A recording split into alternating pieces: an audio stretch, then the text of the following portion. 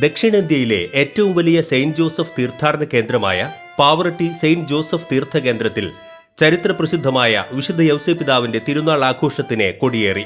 കൊടിയേറ്റം പ്രമാണിച്ച് ദീപാലങ്കൃതമായ തീർത്ഥകേന്ദ്രത്തിന് മുന്നിലുള്ള വിശുദ്ധ അന്തോണീസിന്റെ കപ്പേളയിൽ രാവിലെ 5:30 അർപ്പിക്കപ്പെട്ട ലതീഞ്ഞിനും വിശുദ്ധ കുർബാനയ്ക്കും ശേഷമായിരുന്നു വാനിലേക്ക് ഉയർന്നു പൊങ്ങിയ നൂറുകണക്കിന് വർണ്ണ ബലൂണുകളുടെ അകമ്പടിയോടെ തീർത്ഥകേന്ദ്രം റക്ടർ ഫാദർ ആന്റണി ചെമ്പകശ്ശേരി കൊടിയേറ്റത്തിന് നേതൃത്വം നൽകിയത്.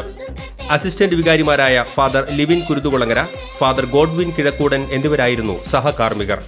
വിശുദ്ധ കുർബാനയ്ക്കും ലതീഞ്ഞിനും കൊടിയേറ്റത്തിനും ശേഷം പ്രദക്ഷിണമായി വിശ്വാസികൾ ദേവാലയത്തിലേക്ക് നീങ്ങുകയും തുടർന്ന് 149 തിരുനാളിന്റെ വരവറിയിച്ച് 149 കതിനാവിടികൾ മുഴങ്ങുകയും ചെയ്തതോടെ ചരിത്രപ്രസിദ്ധമായ പാവറട്ടി തിരുനാളിന് ആരംഭമായി.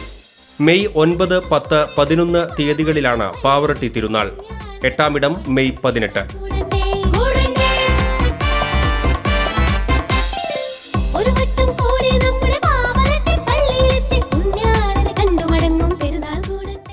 പാവറട്ടി വിശുദ്ധ യൗസേപ്പിതാവിന്റെ 149 മാധ്യസ്ഥ തിരുനാൾ ആശംസകളോടെ തേജസ് ജ്വല്ലറി, KK റോഡ്, പാവറട്ടി.